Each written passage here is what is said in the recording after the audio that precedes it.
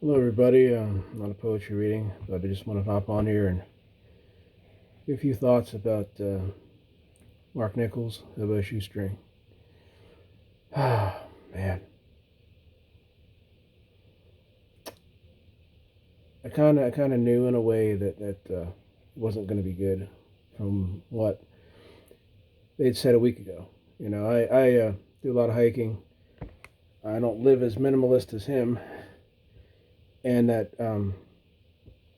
I put as much thought into what backpack I have, what bucket I have, gear that I have, and I've shown many of you. I do reviews on a lot of this stuff because I want to know what works and I want to share it. And he was even more minimalist than I was. In fact, some of my favorite videos of him are just him on his pack on a train and just looking out and seeing the beauty of America. Everything that Jack Kerouac talked about, and I'll say it right here. As I said, every millionaire songwriter and wherever, what they're singing about, going back to Boxcar Willie and all the people in the old days, it's the same thing, man. And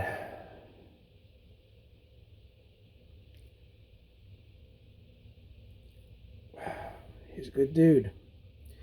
He reminded me of my uncle, and I just got my sister for Christmas one of his shirts because it became a thing of ours. I'd send his videos and say, "Look where Shoestring's at now." Especially the Alaska one, that was really amazing. I liked that a lot. And so I noticed the past few months he hadn't been posting a whole lot.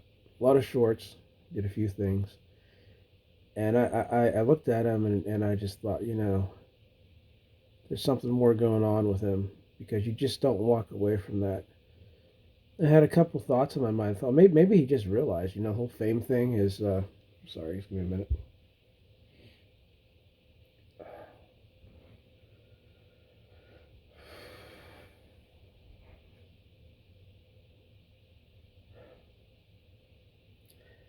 Maybe he thought the whole fame thing was just, the hell with it. I'm a hobo. I'm sure he was getting noticed more places. He wasn't as able to dodge things and get around them. I don't know. That came to my mind. I thought, well, maybe he just said, I'm just gonna go and go true minimalist, but still, you wouldn't leave your medications, you wouldn't leave all your things, and you wouldn't leave your phone, all that behind. There are certain things that, when you're very minimalist, that those are what I like all the old sailors used to say on the ships. It was uh, your belongings, everything you could fit in a crate or whatever. They're your effects. Thinking about old shoestring, I just started watching his videos like all of you. Started reaching out to him and asking him for advice on things, and we got to talking a little bit. We weren't real super close, but I really valued the man, and he was one of those people that had absolutely very little, but he'd talk to you like he knew you all his life. There was no airs he put on.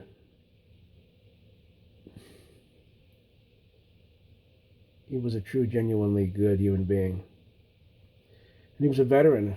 And he had a lot of demons. He had a lot of things he'd been through. He lost these two fingers on a train, and lost all his teeth. But he was a human being that you'd look at and you saw a wise human being that had looked life in the eyes. And he,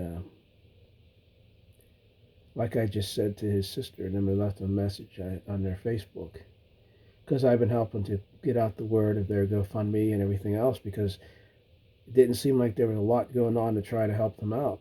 And I wanted to promote that. I wanted to make sure that I used my platform to get the word out. I've always done that. When it comes to a friend, definitely. I take loyalty and friendship very importantly. So I just wanted to sit and think about Shoestring here, and yeah, I said to them, I said to his sister and them, I says, there really wasn't a better human being. He was like some wise old master. He was like an old soul, and he treated everybody with respect. Because in a lot of places he went, he probably didn't get a lot of it. And he too told a lot of the history of things. It was really a side of it that you don't learn. Names for different kind of cars that I never would have thought of. I never would have thought. I always thought it was like in the movies with the box cars, but he's saying all this about these Cadillac, Cadillac, the Grainers. He had a freedom that very many people have. Well, I'm gonna going on a trip here in a few hours, so yeah, I wanted to jump on and think about that freedom. When I'm off there tomorrow, I'm gonna be thinking of Shoestring. A lot of people dig into fame and celebrities, and they'll say, "Oh, this is this person and that person." When they hear of their passing, you realize they were a human being like you yourself and had wins, losses, pains, feeling alone. I know Shoestring had lost his health care, which blows my mind because he was a veteran. We don't treat our veterans this way, not in America. But he lost his health care. He had cancer last year. I know he lost his eyesight. So I don't know what happened. Uh, dark places your mind can go when you're hurt, not thinking clearly, sick. When you're younger, it doesn't bother you so much. When you get older, those things kind of catch up to you, and your ability to bounce back isn't as great. But he always bounced back, and he always did for us. Everybody that watched his videos, everybody that messaged him, everybody emailed him, whatever it was. And I'm going to post a video and really talk about him. Really talk about that. This is a man that was a beautiful human being. And I hope somewhere up there, like I said, Shoestring. The last video he posted, he was sitting in front of a fire telling stories, showing us how to cook ribeye, I think it was, or something like that, in foil.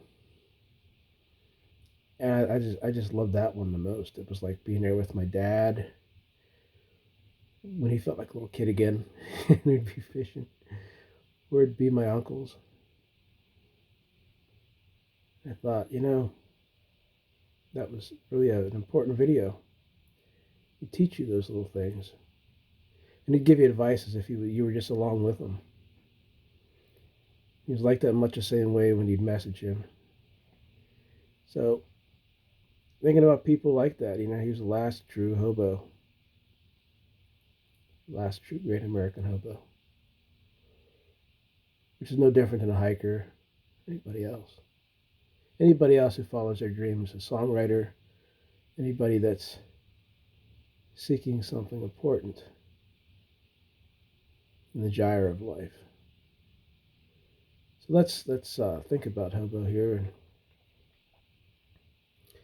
found the man in the lake behind his house today, and we're all gonna miss him so much. Praying for him. If anybody I think could get into heaven, I think he would. So I like to think that he's off there right now. Caught that last train. Got a ride. And it's a Cadillac Renner. It's one of the best ones. It's beautiful. And he's going right there to the Lord. And he's getting through. Tell you a little secret about hobos, all right? This is just between me and you. You don't tell anybody this, okay? Heaven has a railroad like that, but St. Peter doesn't really check that too much, so he kind of knows anybody that can catch a train like that good enough to get in. At least that's how I see it. So, Hobo, God bless you, buddy. Thank you. God bless your family.